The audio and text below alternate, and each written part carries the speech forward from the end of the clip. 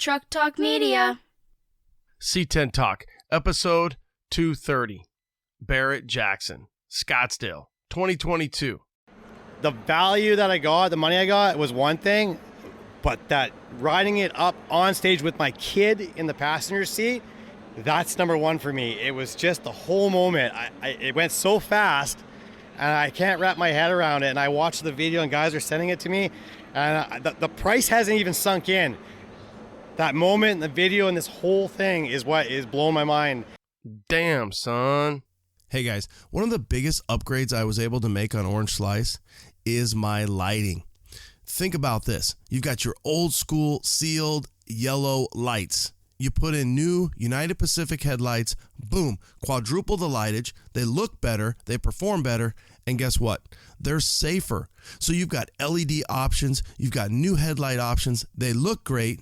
And honestly, we upgrade so many things with our trucks. Why not upgrade the lighting? When you do, think United Pacific. Go to upcarparts.com. That's right, upcarparts.com. Thanks, guys. Give them a follow on social media too, Facebook and Instagram. Let me tell you what Melbourne Toast is packing right here. I've got 411 posi track out back, 750 double pumper, Edelbrock intakes, scored over 30, 11-1 pop-up pistons, turbojet, 390 horsepower. We're talking some bucking muscle. What does that do? Does that blow your mind? That just happened. Welcome to C10 Talk, your C10 truck podcast. And now I have a chance to be the best, maybe the best in the world.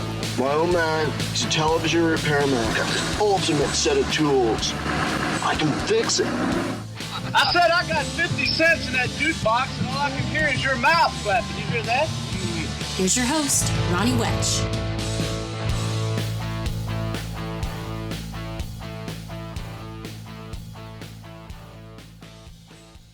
What's up? What's up? Here we go. Episode 230. What a good time. I thought I'd get you guys some content from Barrett Jackson, which, if you don't know by now, is pretty local to me, just up the road, and it's a lot of fun. I've been attending and going for 25 years now. Wow. Covering the show for the last, let's say, half dozen years, putting on some pod, C10s, OBS, Blazers, crew cabs, Broncos, SUVs. Stuff is hot. Lincolns, woo, Lincolns are hot. So, yeah, I don't know if Barrett or Meekum or the auctions are popular with you guys. It's a fun time. And if you get a chance to go, whether that's here in Scottsdale or any of your local areas or local auctions, I'd say go. I recommend it. It's a lot of fun. Now, this one I always kind of say is a little bit of a party with an auction around it. You would think it would be the other way around, but it definitely turns into a party. And that's because we have people that are coming into town from all over. So some are coming to bid and buy and enjoy the fun, and some are coming to sell, and some are just coming in to buy. So we got, who'd we get here? We got Digital C10, Kevin Stickel, and Limbo. That sold on Friday. We've got Frank and his 1963 Baracho eye candy paint. We've got Kyle Williams, who had a 1968 C10. And then we've got Hoagie Shine, 1971 K5 Blazer. So we've got a little pre and post before they sell. And that's going to be today's episode. Big Fish came into town. He sold four Blazers, three 4x4s. One, it's a 79 Blazer that he took to SEMA. It's kind of a pro touring style. Had some Prestone stickers and Ride Tech, and it was a Desert Fox style. So that sold on Thursday. That did 65. His four-wheel drives, he went for 44, 52, 53, and then another one went for 54. So I think they did really well. And then Big Larry had a crew cab, like an 89, 90 crew cab. Real nice indigo blue, what we used to call midnight blue, and small block. And it ran the auction, I think it was on 33s, and it ran at 59. So you can see the numbers. The numbers are there. The money's right. great auction. Really good times. Episode 229. So just back a little bit here. We had the round table. We had Scott, we had Chuck, and we had Mike. You guys are loving it. The comments are coming back that you are enjoying the round table. So that is good. I'm glad to hear that. And I look forward to bringing you more round table. And I look forward to bringing you some pod with those guys doing the interviews. We will have I need to get on it here, but our top episode, let you guys vote. Little horse's ass trophy. Ooh, let's see here. I think Sam won it, then Solomon won it, then Robbie won it, and then this year will be the fourth one that we've done. So pay attention to the social here and the internet, and we'll get that going ASAP because I got to get that off my plate before I start hitting the shows and bringing more shows to you and then hitting the shows themselves. Speaking of shows, what do we got here for you? So we've got upcoming, right around the corner, LST. February 25th, 26th, 27th, Conroe, Texas, just north of Houston. Always an amazing time. You get to see such variety. Always love heading out there and seeing all the peeps.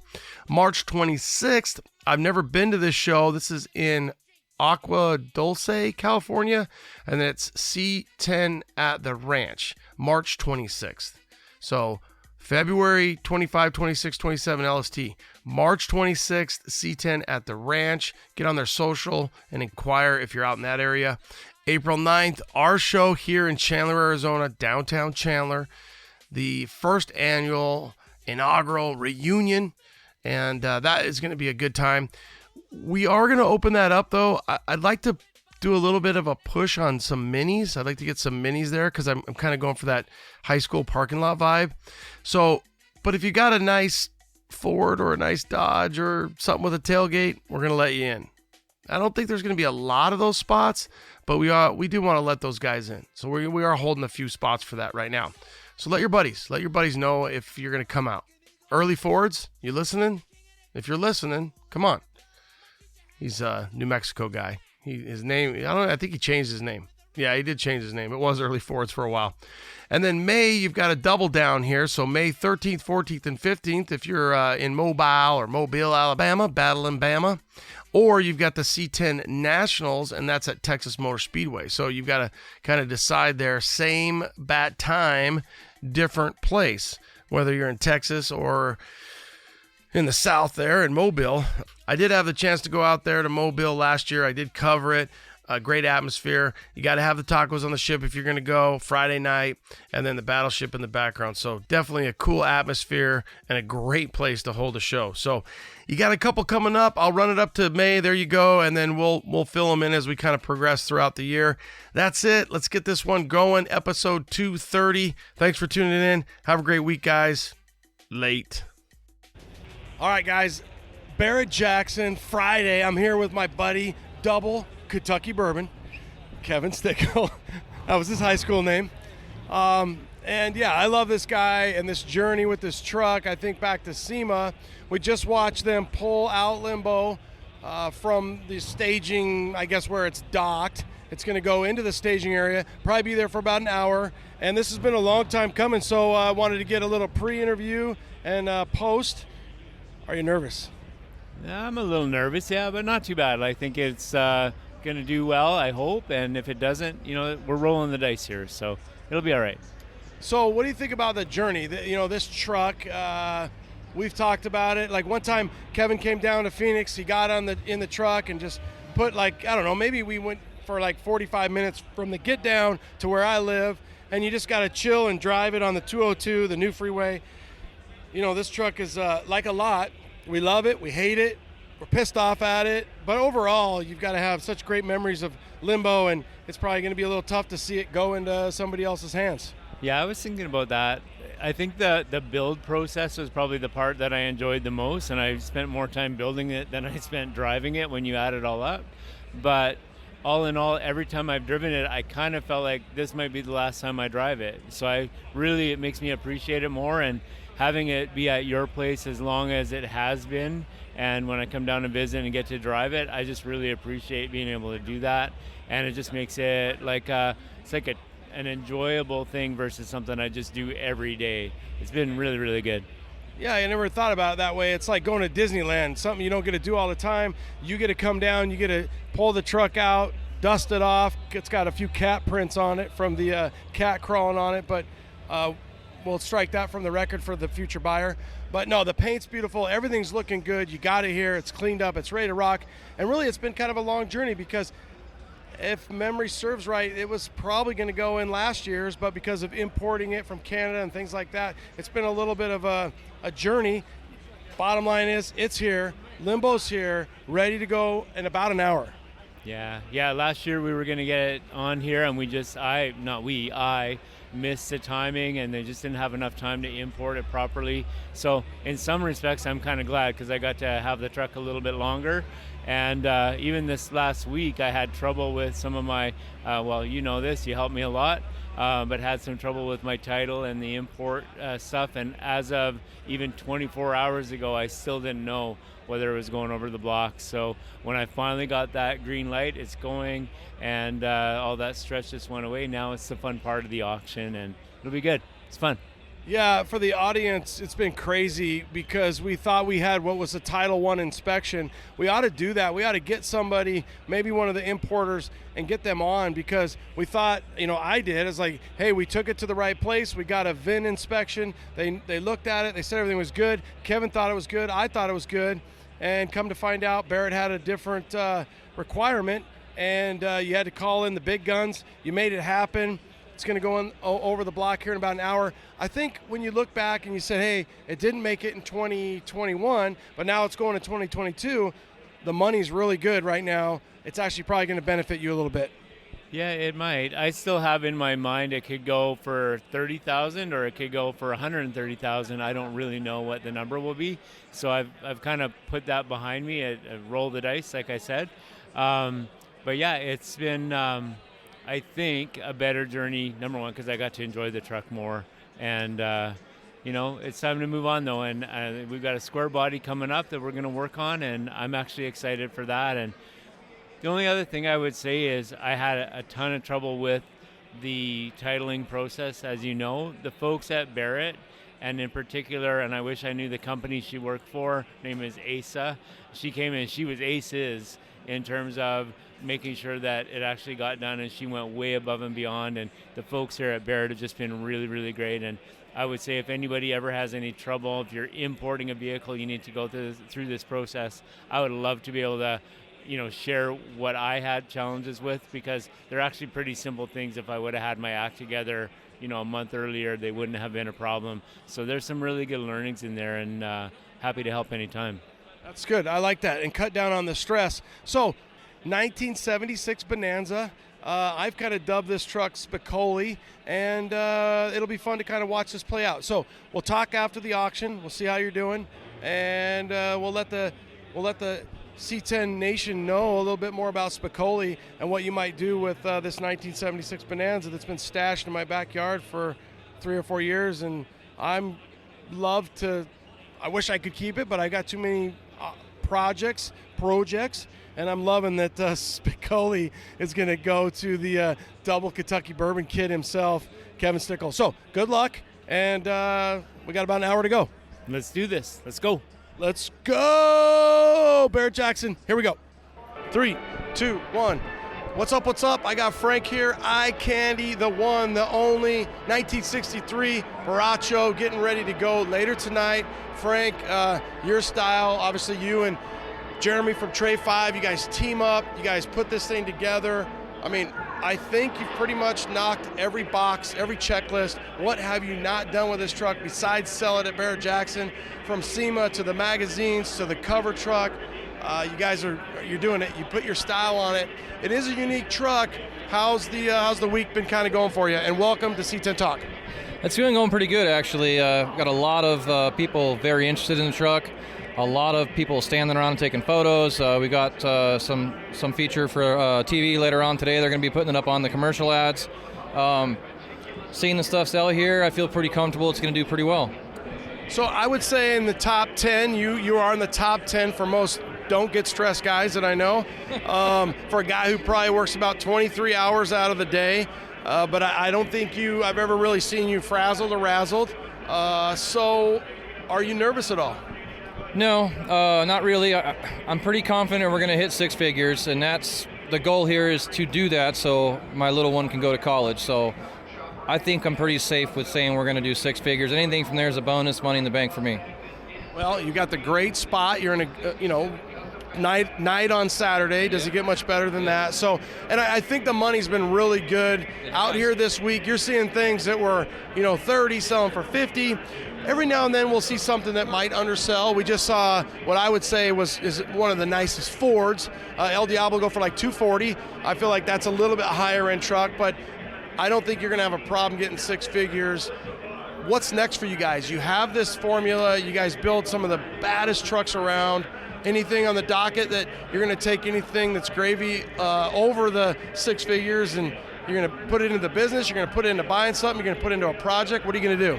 I'm not sure exactly yet. I made a deal with my daughter that I'd sell it and get her college fund for her, and then whatever's left after that, if there's anything left after that, we'll probably do something else. But right now, the main focus is just her and making sure she's taken care of. Looking back on this build, you picked one of the most unique colors there is. Yeah. Why did you do that? Well, I wanted to be different and definitely to make it stand out, and there's so many different trucks out there.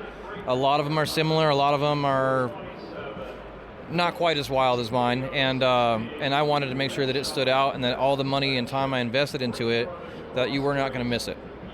I wonder too, from my perspective, is I see a color like this and you're able to really showcase your talent from paint, body, and execution. Whereas if you pick a different color, maybe a red, something that's more simple, the recipe's a little easier, something that we see a lot, you're not going to have quite the standoutish, and your talents and skill set was kind of showcased here with this truck.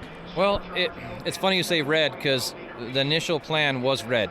A few years ago, I did that C10 fire shot truck, and ever since I did that truck, I fell in love with that body style, and I really, really wanted to do a red, and it came down to the wire. Everybody kind of talked me out of it, and my second choice was gold. I did some research, and it seemed that a lot of people, not everyone, but a lot of people seem to like gold, and I've seen this throughout the variety of different vehicles, from cars, hot rods, and trucks.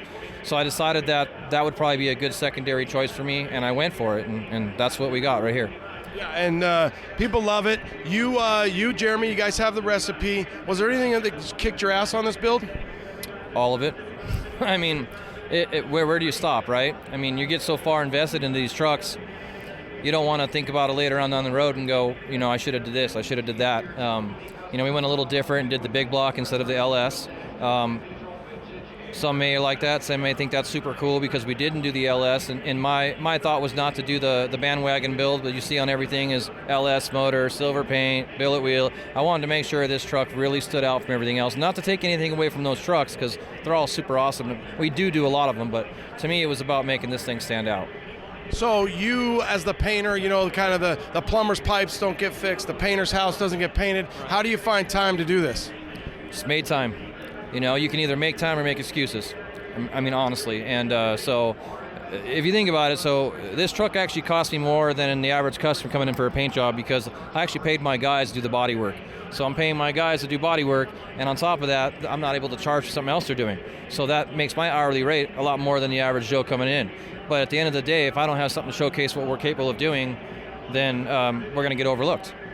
Will that be something that when you for the next couple of years, are you going to take a little bit of a break and you're like, hey, listen, we're going to work on our customer builds and we're going to chill out. We had fun with this. Or does it kind of end up being where you forget about the misery and you're always wanting to challenge yourself and say, well, I want to build this. I want to build this style truck. I want to do this, and continue to showcase and push the envelope for what we and the team of you and Trey 5 have going on? Well, luckily, I get a chance to do a lot of cool stuff with him, so that helps the bug. But the problem I have now is we're over 2 years booked out. So even if I wanted to do something, it's going to be a serious challenge, not just financially, but emotionally, mentally, and just having the right amount of time in the day to do it. So we'll see how well this truck does. If it does well enough to where I can run something through the shop, then maybe we'll come right back again next year with something else. Great problems to have. You're booked out for 2 years. Great crew. One of the best dudes in the business. We wish you a lot of luck tonight. Hopefully we'll be here. I think we will, and we'll do a little follow-up. Good luck, Frank. Thank you, sir.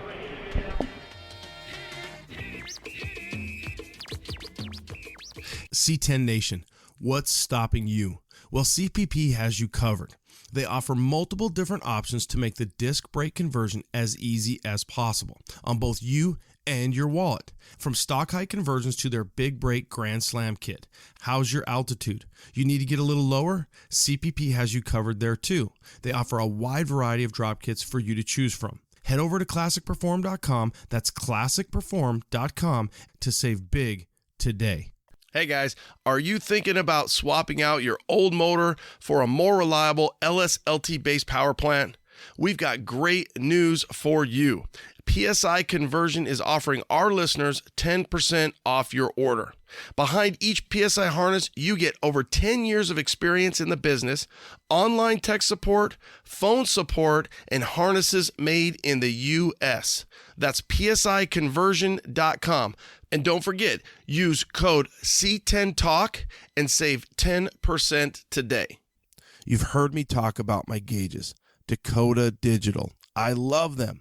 Don't forget the interior of your build. Dakota Digital has the best gauges for our trucks. Whether you want a direct fit into the stock bezel or something custom. These kits are complete with sensors for any engine. The new RTX series is really incredible. I think it stands for retro, but it should stand for rad. They look just like the stock clusters, but have all the technology you'd expect from Dakota Digital. You can change the lighting colors, customize the reading in the message centers, and do it all from the mobile app. That's right, the HDX and RTX series have Bluetooth technology, so you can mess with them from your phone. Just don't do it while you're driving. I'm looking at RPM, trip odometer, percent fuel, oil pressure, and now I have the GPS set up. I can tell you direction, elevation, and even outside temp. Damn, son, it's like a modern truck, but even better in a classic. Dakota Digital is absolutely the best in aftermarket gauges, so check them out at dakotadigital.com. dakotadigital.com. And you can follow them on Instagram and Facebook too.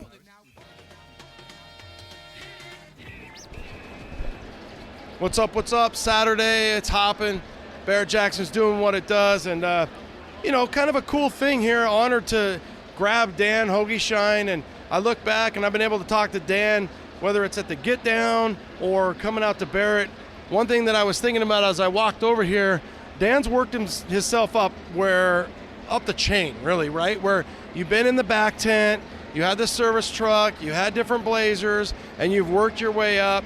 Now you're in prime time, dude. You're in a great spot. 1971 Blazer, the Blink Blazer, if you will. You went above and beyond on this one. Welcome again, and I can't wait to see what this thing brings for you and the family. Thanks, Ronnie. Yeah, we're stoked. Super happy to be in this Saturday showcase. We worked for years and years to get up here and parked in this spot. Most people don't know it's a pretty big deal. We parked in this room. So hopefully we can continue to keep building the same quality stuff and continue to be in this room. What's the response been this week for everything? Yeah, people absolutely love it. They're blown away with the chassis and the details underneath. So, yeah, it's going to be good, I think. Yeah, the Hoagie recipe mixed in with some Roadster Shop, right? So you've got the Roadster Shop chassis, 1971 Blazer. You got the black, you got the white, you got all the things right. Are you nervous at this point, or are you over that? I'm not nervous yet. I don't get nervous till it's outside staging, and then it really hits, and you're like, geez, this could be all or nothing. Oh, I don't know about all or nothing. I mean, I think you've seen some amazing money, right? The money's right this week. You got to be happy about that. I know we talked even last year. You put your Blazer on Bring a Trailer, and then we saw some different stuff happen last year here. This year you're like, hey, I'm all in. I'm going to Barrett. I'm going to kick some ass. We're excited for you. And then really just that recipe coming out and showcasing what you can do. Yeah, for sure. Yeah, we're super excited to be here. I'm glad this Blazer made it here. It almost didn't, but I'm super happy to be here. And then the tradition continues, right? So he's got Shine. He's got his two boys that work with him, Tristan and Shine. He gives them 1%, and that's a fun thing that you do. Yeah, for sure. It gets them excited, and they help me out throughout the year, so they definitely deserve it. I don't know if Shine's going to do it, but Shine, what are you going to do with your money? I am going to buy some batteries for my new RC car. Batteries for the RC truck, and then let me be your financial advisor. I'm sure Mom's already on it, but 50% you put aside. 25% of that goes to your first car, 25% of that goes to your college. So you're going to the College of Hard Knocks right now. You're working at the shop with Dad. Good luck to both of you guys. We'll do a little follow-up. Again, Dan, as always, best wishes, man. I hope you kick ass tonight. Cool, thank you. Later, Shine. Bye. Holy shit. Yeah, 400. I mean, I think the hammer drops at 400. The fees are like 440. So we're here. We've got Dan. Thank you. I mean, this guy's signing autographs right now. People are hanging out with Blink. You know, I mean, I don't know that we're going to really dive into the story. You had this thing. I think you built it purposefully for a potential buyer, but you always have your style and what you do. You've got a recipe. You bring it here. After we interviewed you, we had a few hours. People were around the Blazer. People, in the staging area, it was just going crazy. 400,000, dude. Congratulations. Man, I'm stoked. That was freaking awesome. I mean, I've got a video of it because our reception here is horrible, so I can't even send it out. But it was one of those auctions where I felt like it was almost charity vibe. People were definitely feeling it. 300, 315, 325. I mean, I was like, dude, this thing might not stop. Yeah, it went so fast. It was crazy. I was thinking 300, anything over 300, you'd be like 340, 350, you were going to be elated. Let's just say 300, and you went to 400. Yeah, 300 was our goal, even without these crazy prices. When we started building this thing, 300 was always the goal to try and set the bar, and yeah, it's crazy that it surpassed it so well. So now you've got you've set the bar, you set it, you surpassed it. Do you feel like to follow up, or what are you thinking? Not really. I told myself if it sells for over 305, then I'm good. I'm gonna go back to building basic stuff. Because for me, it's not all about the money. It's about setting the bar higher and higher. And now that our name's at the top of the list, then we're good for a while. Yeah, and you'll have some clientele. Like I talked to Tanner, and it's like, hey, get these people out, get them driving, get them having fun. And behind, a Hoagie Shine built rig. This was number 11, HB number 11. Blink, 1971 K5 Blazer. Congratulations, brother. Thanks, man. Wrapping it up Saturday night. I got Frank here, eye candy. It's always fun to get the pre, get the post, and the high and the low. But before I even get into the auction, one thing that I got to tell you that I would tear up if I was you. You have a posse, dude. Your family, these guys were behind you in full force. I'm sitting here watching this, and I'm like, dude, Frank's the man. They're here to support Frank. Jeremy, and James and Grinder, and there must have been literally people that we don't even know in our scene here locally were like, dude, what's going on with the entourage? I'm all, it's Frank. We're here to support Frank. So that had to feel really good knowing that you had all these people, obviously the GSI guys. For the audience, we're local. Eye Candy, Frank, they're local. GSI is local. So we're all here. We're having a good time. Saturday night, it does, it's a party with an auction around it. Right. Bracho, dude. It was amazing, honestly. I mean, to see that kind of support out of everybody was actually, I almost teared up myself, it was cool to have that respect from those people, and it was super cool and inspirational to be able to bring that to the table for all of us to enjoy together, too. I wouldn't have it any other way. I was happy with the sale. Sure, we all want to make more money off of it, but I've been way happy with less. I'll definitely consider doing something like this again. Yeah, when you start from nothing, and I'm not saying, you grew up wealthy, you grew up piss poor, but it's like, hey, I know where I'm from, so sure, a little bit more is always good, but you made it past 100, you made that six-figure, it went to 170, Pony was bidding on it, I saw Pony bid on it at 160, I'm like, oh shit, it's going to get going. I actually thought it might go over 200. Yep. I know you were probably thinking the same thing, but I will say too, and you were in the moment, but the stage was crazy. So many people, I've been up on that stage, and they've got everybody kind of pushed back. Everybody was up there and was kind of cheering it on. It was a good vibe. It was crazy, man. I've been on the stage all week long, bidding on cars myself. But to see that from that perspective was super cool, man. And it went so fast. Before I knew it, I was getting out of the car or the truck, and that was it, So you've got some college that you're going to pay for. Yep. You've got a little extra scratch. Does that go buy another truck, another car, buy something for mama? Does that pay some bills at the shop, or just kind of wait and see? Well, we're gonna put the money in the bank. It doesn't come for about 20 days, I think is what they told me. Until then, we're gonna start looking at some other stuff and see what we can find out there, and maybe we'll do something again for next year. We'll see. Maybe a watch, maybe some jewelry for Mama, or what? Yeah. Never know. Maybe a new ring for Mama, maybe a new Rolex for me. I mean, at this point, I'm super excited with the sale. I think it went over pretty good. I'm happy with what I got for it. I think somebody got themselves a hell of a truck for the money. I got to enjoy it for a couple of years, and I got to enjoy this entire experience, and that's kind of priceless in itself. If you've never done this before, it's something you should definitely try to do in your lifetime. I'm assuming you don't know who bought it? I do not yet. I've seen a photo of them by about 4 or 5 different people. We came back by the truck to see if we could find them. Maybe they were over here, but they weren't. Maybe I'll hear from them, maybe I won't. I'm not sure, but yeah, I have no idea at this point. Saturday night's all right. You going to go out? You going to party? What are you going to do? Yeah, we're going to head over to Twin Peaks and throw a couple back and celebrate. You be here tomorrow? Possibly, yeah, I think so. I might have to come down here and bid on some things if I can. Do you think that for a guy who does building, obviously you kind of work with Jeremy and then you do the painting, do you think that having a vehicle here, have you been approached by people just that are prospective to say, hey, I want you to build me something, what's it take to build something like this? Maybe I don't want to bid on this, but I'd sure like to, give you my 84 square body. Yeah, I've had probably 4 or 5 people that want to come make appointments at the shop and come down and talk about prices and talk about getting some work done from us. I actually did a job interview here for a guy that flew in here from out of state to meet me and see the truck in person, and actually a super cool guy. I might actually hire him. So that was definitely part of the whole experience for me that I was looking forward to. And I got my dad on stage earlier, and Saturday night got my dad up there and got a selfie with him, which was super cool. It's a moment that I'll be able to cherish for the rest of my life. And of course, have my wife up there with me and friends and family around was just super amazing. Don't party too much. Sunday's a good day to buy, brother. It is. That's what I hear.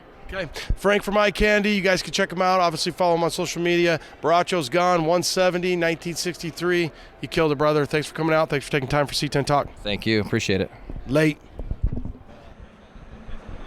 Wrapping it up, it's Sunday, and I've been bugging Kyle Williams out of Vancouver, Canada. He's got a 1968. It was on C10 Builder's Guide and Truckin'.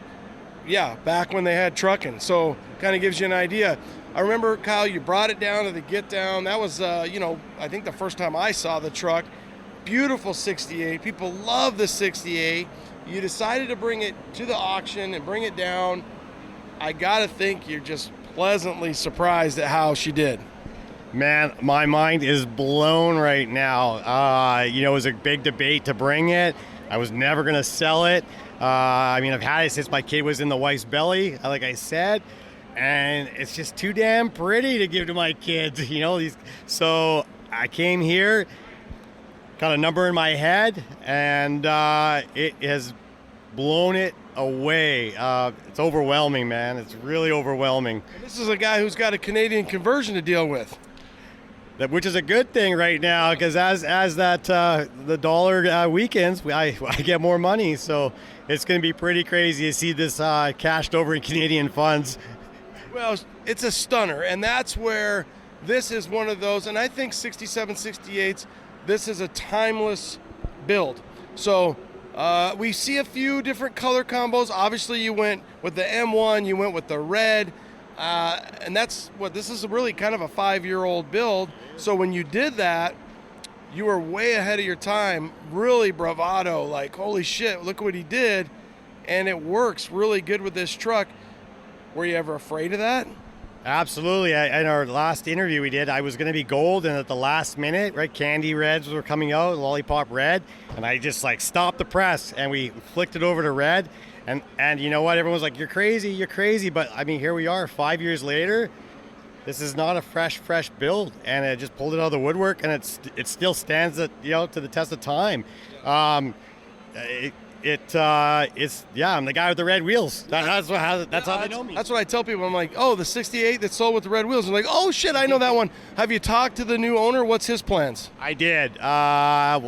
Besides getting a divorce, because he bought the truck. Yeah, oh shit! Yeah, he had a number that he promised his wife he's gonna shut it off at. It was around the 2, and he's like, she was not even taking my calls right now. But the thing is, he goes, just like anything, it doesn't matter what you pay for it. He says, it's the truck I wanted, and he says I can't put a value on it. So it went to the right guy because he said that. He's in, I believe, SoCal, Riverside kind of area. He's a Chevelle kind of guy.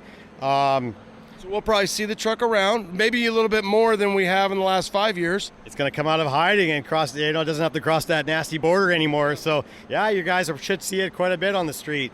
And I'm really happy that it stayed down here. I'm glad it stayed on the West Coast. And I'm going to miss it. I'm going to miss it badly. Are you going to miss it but also be relieved? Because when you have a truck of this caliber, like you said, you've put 1,700 whopping miles on it. It is a stressor as well, right? It's in the garage, it's dusty, the kids, but it is a work of art. So I see the balance. You're right, man. When we're building this, like I said, I've had it for so long. You start off with the first trailer fenders in the wheel wells, and super basic, and then it just explodes. And as it got crazier and crazier, I'm driving it less and worrying about it.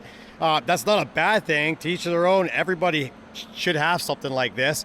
But you're right. It is, like I said, I have a kid. He's 18. He's got a heavy foot. I let her take it out for a couple times. It's a light backhand. She's pretty squirrely. I'm going, man, I got two choices here. He's going to put it in a pole or, I'm going to have to sell it. And that's the idea is I think we're going to start over together, and build something that is going to be a driver, but you still slam the doors and take it to Home Depot. That's what we want to do next. Any ideas? Is this something where it's more of what he might want to build and you'll assist him, or do you guys work together on making that decision? We got to just find the right project. It's going to be a Chevy. It's embarrassing to say. I ended up with like a daily driver Ford pickup, but he doesn't even talk to me. He's a Chevy guy all through. So we're going to find the right thing, the right candidate, and do it kind of like on his budget, which I think is cool, so he'll appreciate it.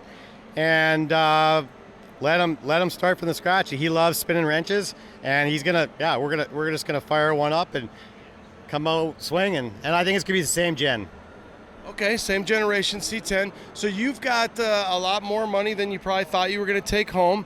Is there something else that if you could, or what's on your bucket list? Whether it's a truck, whether it's a car, what's something's on Kyle's bucket list that now, we're getting a little older, you made some money, something that you think you would want to build, or, not necessarily right off into the sunset, but all right, you're going to help the young man. Now, what do you want?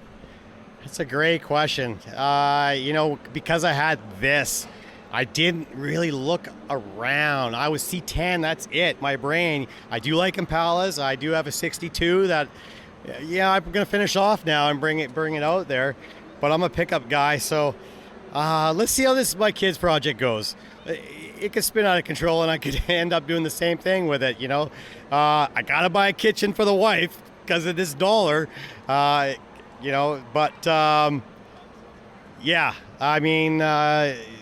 got to find something that's just going to pop or fall into my lap, and I'm going to jump on it. It will be a Chevy. It's going to be a pickup truck. I'm going to find something. All right, we look forward to seeing what you do and what you build, and then who knows, 5-10 years from now, we might be right back here. How would you say your overall experience was? Obviously, you did really well, but coming down for the week. This is a dream. By all means, if I could write a book or make a movie, when we made the decision to sell it, I had a couple of guys in Canada throw some bucks at it. But because I've had it so long, we kind of made a decision, let's go with a bang. Let's roll the dice. Let's get on stage. And the value that I got, the money I got was one thing, but that riding it up on stage with my kid in the passenger seat, that's number one for me. It was just the whole moment. It went so fast, and I can't wrap my head around it. And I watched the video, and guys are sending it to me, and the price hasn't even sunk in. That moment in the video and this whole thing is what is blowing my mind. And starting out, like I said, 20 years ago, I never thought I would be here. I never thought I'd have a truck that people are looking at and appreciating so much. I'm a humble guy, and I'm overwhelmed, actually, still. I'm really overwhelmed, bro. It's great. Yeah, it's going to settle in. Are you flying home tomorrow?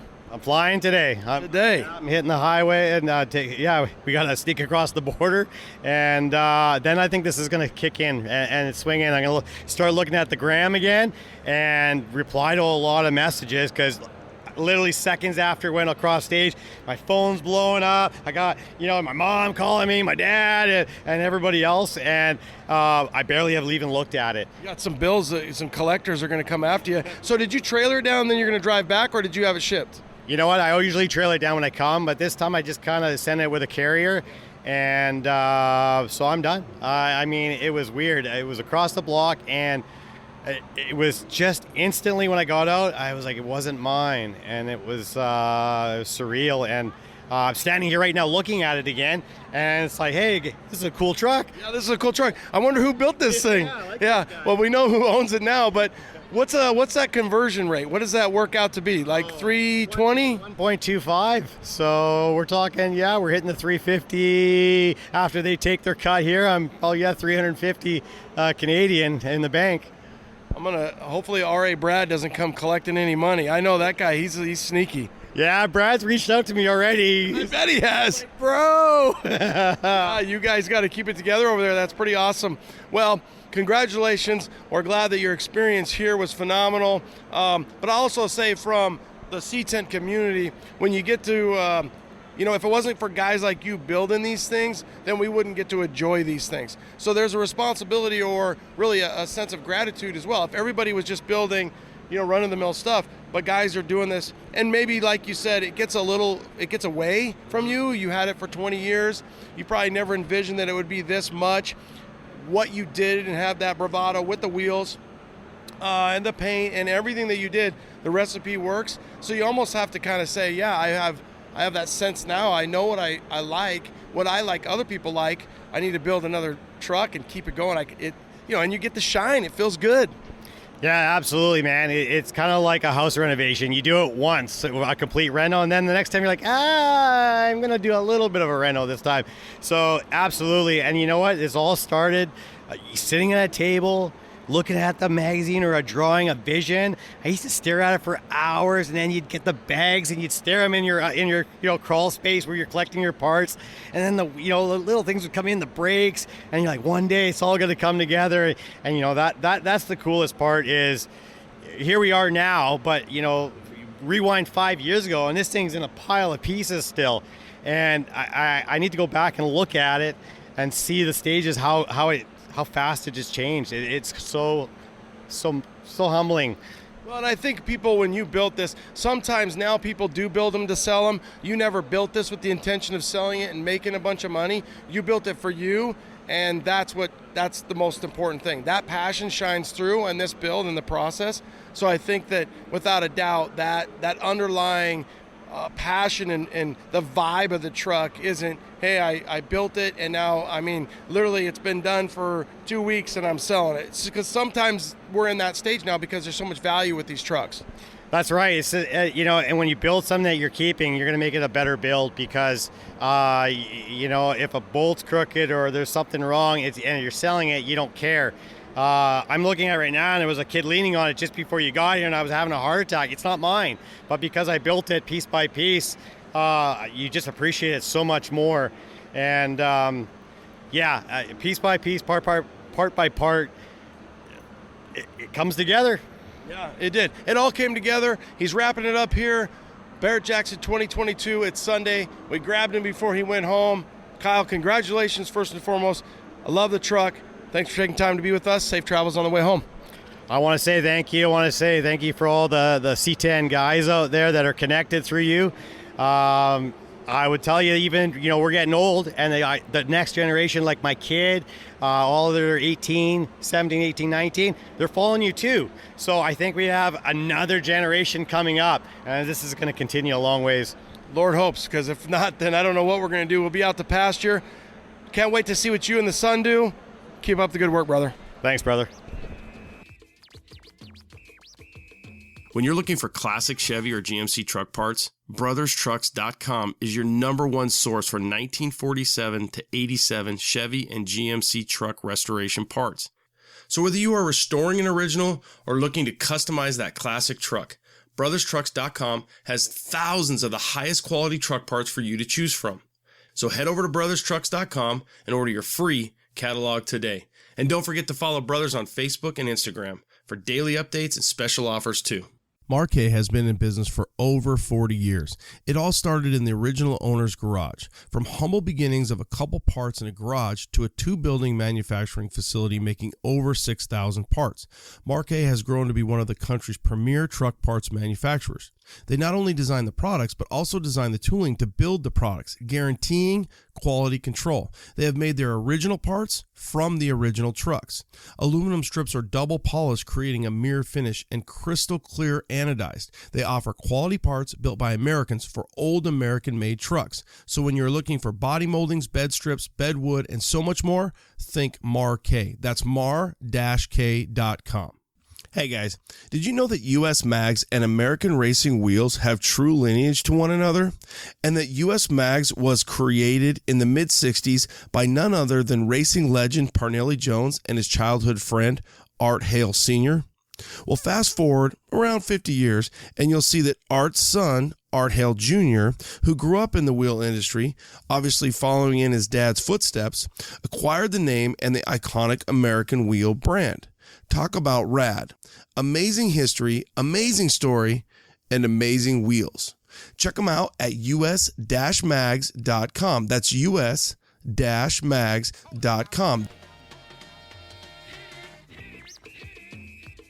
Friday night, we were partying, having a great time. The thing you got to remember out there in C10 Nationville is when you get together with your brothers, and whether somebody's selling a vehicle or not, and you're at Barrett, which is somewhat of the biggest party of the year. It's a freaking ripping ass party. We had a great time, cigars and booze, and yeah, so great time with great people.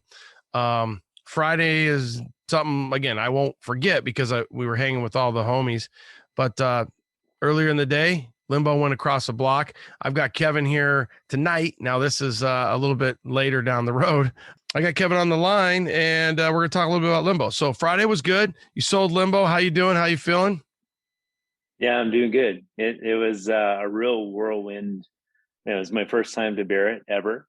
And so, like you said, such an amazing time with your buddies, everybody that I would count as my close friend in this world, everybody was there. And so we had a great time, and what an experience. Can't describe it. Certainly not what I was expecting. Yeah, I would assume, but it goes fast too. One thing, I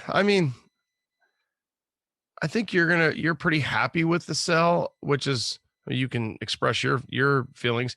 I felt like it would sell for a little bit more. I really did. I 100% did. One thing that I noticed, and I don't know if this is something that happens a lot, and I never even thought about this, but it went right after one of those charity things.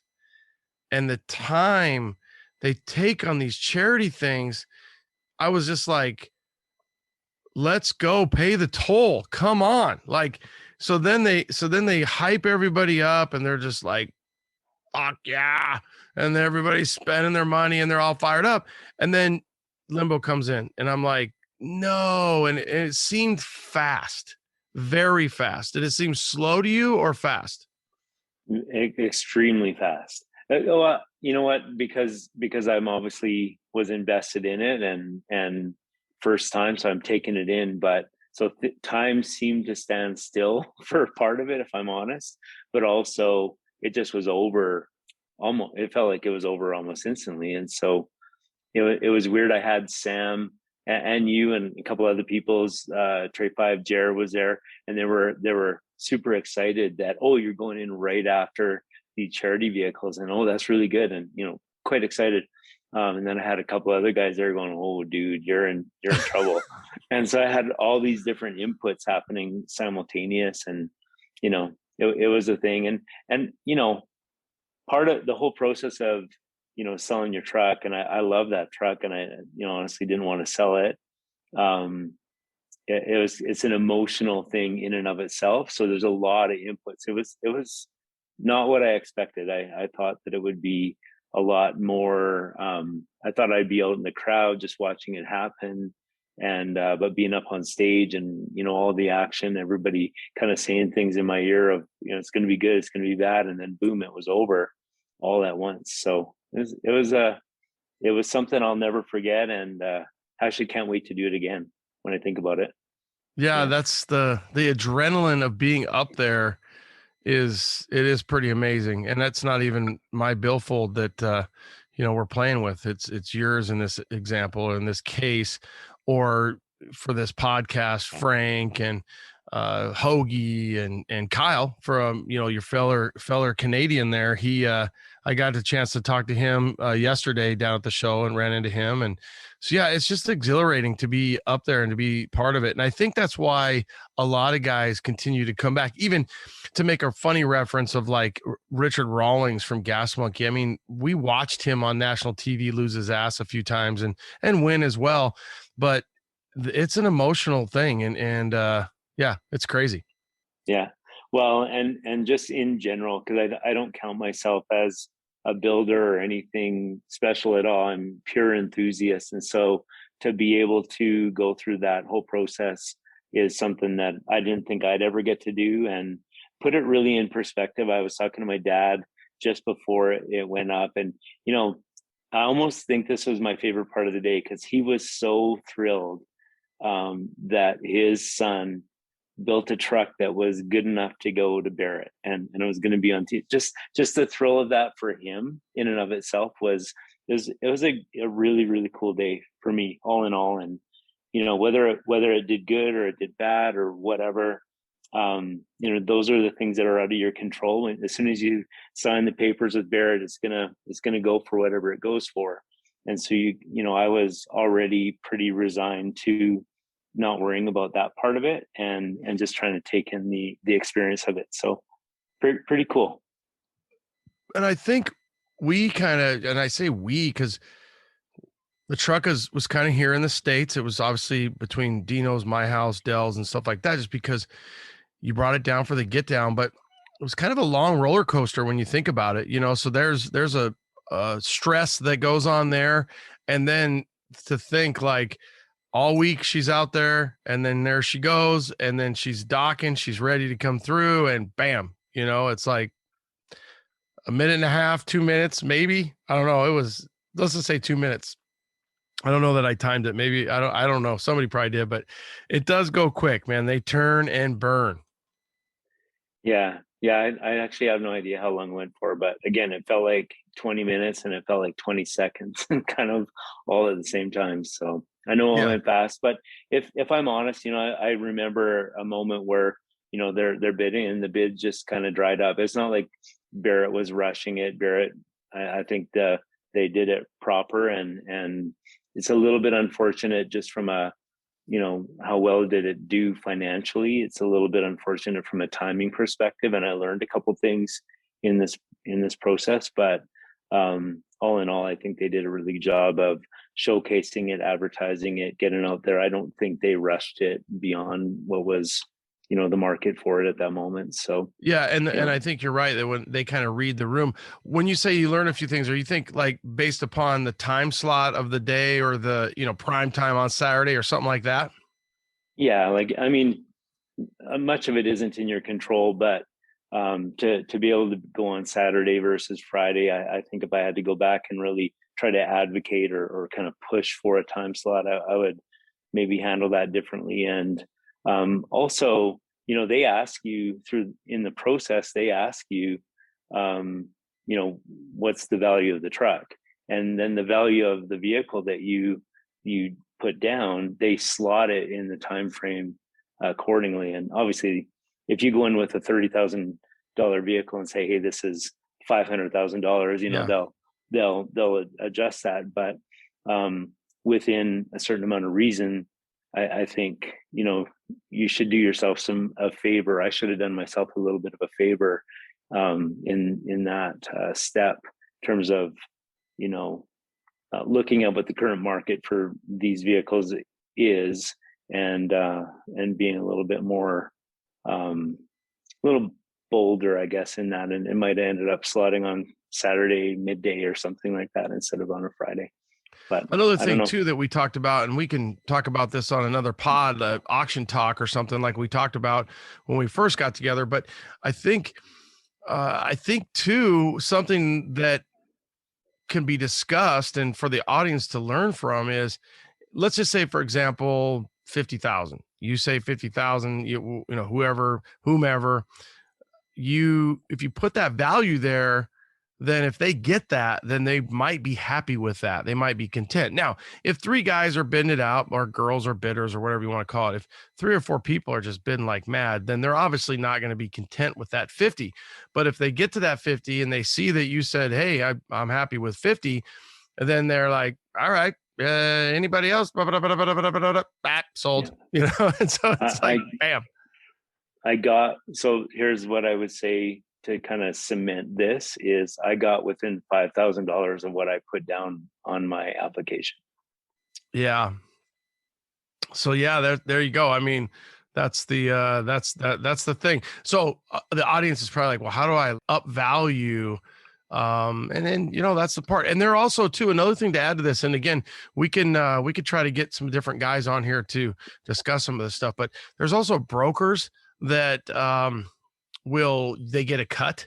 So those positions are probably pretty hard to come by, some of those prime time positions, you know, and then let's not even, you know, walk over the point that there was some title issues that you and I were stressed about. I mean, I know you were stressed, like way stressed compared to, obviously for me, it wasn't the same, but you know, Kevin and I thought that we had went through some of the right hoops, that being a VIN Title I. Did you ever find out what the difference was between the Ronnie and Kevin Title I and then or level 1, I should say, and the level 1 that they did, besides having the title in hand? Yeah, no. Oh, my battery's on. Can you hear me okay? Yeah. The only thing I learned through the process was that there is a new version of a level 1 and there's an old version of a level 1, and apparently the one that we did was the old version, so it had to be, you know, re-inspected on site, literally 11th hour type thing, and then we titled it after that. So that was super stressful, to say the least, because I woke up Thursday morning, even Thursday afternoon, I still didn't know if it was going to go over the block on, you know, the following day. And that was a week-long deal, because Thursday the prior week, I think Monday or Tuesday the prior week, we got the old level 1, and then Tuesday everything seemed like it was good. It's up there, it's out of your hands. The truck is literally in Barrett Jackson's property, and it's like, oh, this doesn't have a new level 1. And well, can we get one? Nah, we're backed up for 5 or 6 days. My truck's running in 6 days. All right, you can call Clyde over here at Clyde's level 1 inspection, and he'll come over and do it for you if you can get him booked on it. So pretty crazy, pretty exhilarating, and adding to the whole, you know, to the whole hoopla of it all. Yeah, we ended up working with there's a company that Barrett has contracted along the way. They are doing the titling work behind the scenes for the countless number of other vehicles that need to go through titling. If you live in Australia and you ship your vehicle here, you want it to be in Barrett, but you can't be there, Barrett takes care of all that for you, and they've got a division in somewhere in the background that's working through all those things. And the lady that was doing that work runs her own titling company, and her name is Asa. I can't remember. I'd love to plug her right now because she was so fantastic to work with. When you say you'd love to plug her, I just want to make sure we're on the same page here. I would like to say positive things about the company, about her services, about her business. All yes. right. Yes, sir. Thank you for that clarification. I just didn't know if that was a new Canadian term that I didn't know about. So no, it probably is, but yeah. In all seriousness, she was really, really incredible in terms of she saw the situation that I was in, and at one point I thought I was going to have to tow limbo out of off the grounds and go get it level 1 inspected at a AZ DMV or whatever you call them here, and go through that whole stress on top of the stress we were already going through. But she was able to find somebody that she works with in her normal day-to-day that did kind of remote or mobile level 1 inspections. She organized all of that and then made sure it got done. It was kind of 11th hour, 12th hour, so it was stressful, but she really took care of it rather really well. So awesome. Good. Yeah. And Friday it ran, and it was quick. It went quick. It was fun. There is a little bit of a party as you approach as well, right? The Frank's was crazy, but it was like an entourage of people just walking. And for us, there was definitely a handful, like you said. You had the Big Fish, you had Trey 5 Jeremy, and then the Hanyakers, that Sam and myself and Dell, and it was a good time. So ultimately, Limbo is off to a new home, and you're off to take a break for a while and not stress about it, and on to the next project. Yes, sir. I think it's time for a square body. Yeah. I think I know a guy that's got one for you. So we'll see what happens if we do have a cool name for it. So we'll even, I don't know if we mentioned that before. We did mention what was it? Double Bourbon, your nickname in high school, Double Shot Bourbon or Two Fingers Bourbon or something like that. But we've got a good name for this build. Of course, my brain, the second I got this truck, I came up with a name for it. I think it's a fitting name. Kevin's got some ideas, and it's sitting on the Autumn Ranch. And I told him, hey, if you're ready for a little square body, have at it, brother. So we'll see. That's it. I think Limbo's in the books. I hope we do get to see who bought it. I'd like to see that, where the truck goes. I mean, because the truck is special. I do love the truck, and I think it'd be cool to see if somebody bought it, was able to, I think preserve Limbo and drive it and take it to shows and go out and be like kind of an old girlfriend with a nice breakup. You still stay friends with them and you're happy for them. And maybe we'll see it at the reunion. Oh, that'd be nice. Yeah. And what a reunion that would be. That was a nice plug. You want to talk about a plug?